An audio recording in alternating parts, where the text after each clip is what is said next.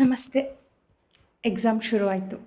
Exam ಈಗ ರಾತ್ರಿ 12 ಗಂಟೆ 12:45 ಆಗ್ತಾ ಉಂಟು.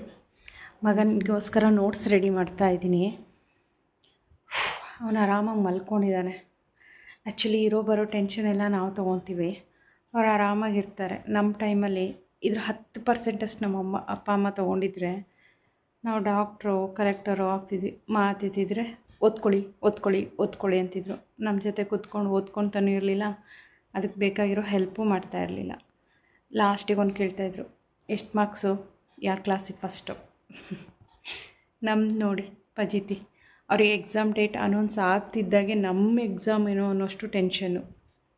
ಜೊತೆಗೆ ಆ ಪಾಯಿಂಟ್ಸ್ಗಳನ್ನು ಮಾಡಿಡೋದು, ಓದು ಅಂತ ಹಿಂದೆ ಮುಂದೆ ಬಿದ್ದು ಅವ್ರನ್ನ ಓದಿಸೋದು. ಎಕ್ಸಾಮ್ ಪೇಪರ್ ಅವ್ರು ಆರಾಮಾಗಿ ಎಕ್ಸಾಮ್ ಪೇಪರ್ ಬರೆದು ಬಂದಿರ್ತಾರೆ. ನಮಗೆ ಕುತೂಹಲ, ನಾನು ಅದು ಇಂಪಾರ್ಟೆಂಟ್ ಇದ್ನಲ್ಲ, ಅದು ಬಂತಾ ಅಂತ ಹೇಳಿ ನಾವು ಕೇಳಿದರೆ ಅವರು ಬರೆದೇ ಬಿಡಮ್ಮ ಎಲ್ಲದಕ್ಕೂ ಆನ್ಸರು ಅಂತ ಹೇಳಿ ಆರಾಮಾಗಿ ಟಿ ವಿ ನೋಡ್ಕೊಳೋದು, ಇಲ್ಲ ಏನಾದರೂ ಆಟ ಆಡ್ಕೊಂಡು ಇದ್ಬಿಡ್ತಾರೆ.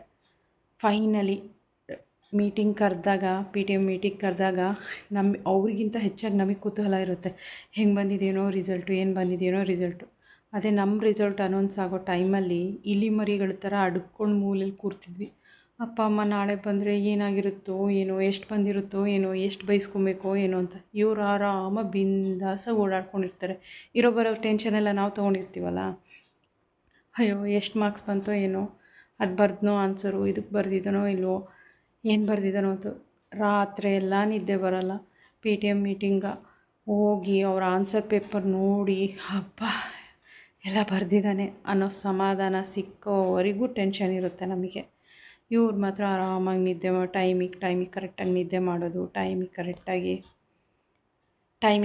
ನಿದ್ದೆ ಮಾಡೋದು, ಟೈಮಿಗೆ ಕರೆಕ್ಟಾಗಿ ಆಟ ಆಡೋದು, ಟೈಮಿಗೆ ಕರೆಕ್ಟಾಗಿ ತಿನ್ನೋದು ಎಲ್ಲ ಮಾಡ್ಕೊಂಡಿರ್ತಾರೆ. ಬರೋ ಟೆನ್ಷನ್ ಎಲ್ಲ ಅವ್ರ ಅಮ್ಮಂದ್ರಿಗೆ ಕೊಟ್ಟಿರ್ತಾರೆ. ಇದರಲ್ಲಿ 10% ಅಷ್ಟು ಟೆನ್ಷನು ನಾವು ಓದ್ಬೇಕಾದ್ರೆ ತೊಗೊಂಡಿದ್ರೆ ಎಲ್ಲೋ ಇರ್ತಿದ್ವಿ ಅನಿಸುತ್ತೆ. ಎಕ್ಸಾಮ್ ಭೂತ ಶುರು ಆಯಿತು. ಯಾವಾಗ ಮುಗಿಯುತ್ತೋ ಅನ್ನೋಷ್ಟು ಟೆನ್ಷನ್ ಆಗ್ತಾಯಿದೆ.